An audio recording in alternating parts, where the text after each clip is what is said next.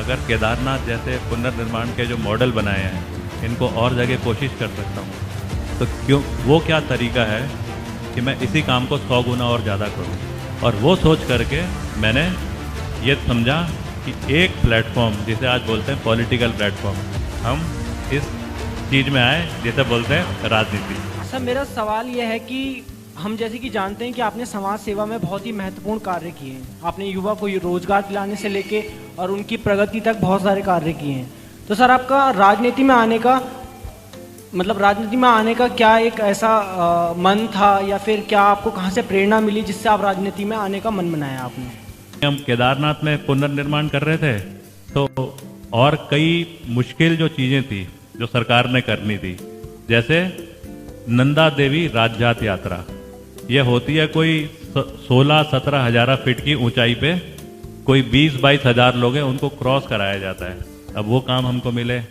इन कामों के बीच में मेरे को एक चीज़ समझ में आई कि वैसे तो मैं गढ़वाल राइफल से था जब आर्मी में था, 4 गढ़वाल मैंने कमांड करी।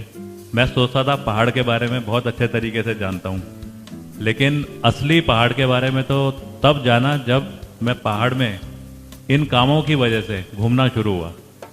अब एक मेरे को बड़ा अच्छा सा ना एहसास होना शुरू हो गया। उसके साथ में क्या हुआ, किसी ने मेरे को बोला कि आप तो पहाड़ के रहने वाले हैं, आप पहली बार यहाँ पे आए हैं, NIM में कोई एक गढ़वाली आया है तो हमारे लड़के को आर्मी में भर्ती करा दो।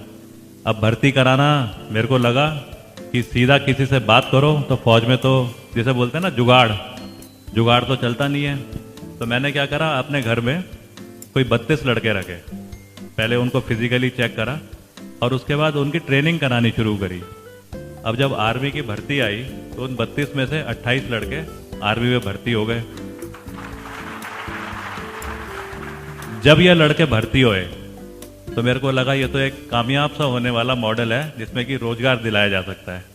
कुछ लड़के जो भर्ती नहीं हुए उनको कहीं सिक्योरिटी गार्ड में अच्छी तनख्वाह पे नौकरी मिल गई, क्योंकि वो आर्मी की तरह से ट्रेंड थे। जब ये सब चीजें होनी शुरू हुई तो मेरे पिताजी, मेरी माँ, उस टाइम पे मेरी माँ भी जिंदा थी, अभी 3 साल पहले 3.5 साल पहले ख़त्म हो गई हैं। तो उन्होंने मेरे को बड़ा एक हौसले के साथ ये बात बोलनी शुरू करी। हम शादीशुदा भी नहीं है, तो उनको ये था कि मेरे लड़के को ये ज़िंदगी पसंद आ रही है, तो उन्होंने कहा कि तू यही काम कर।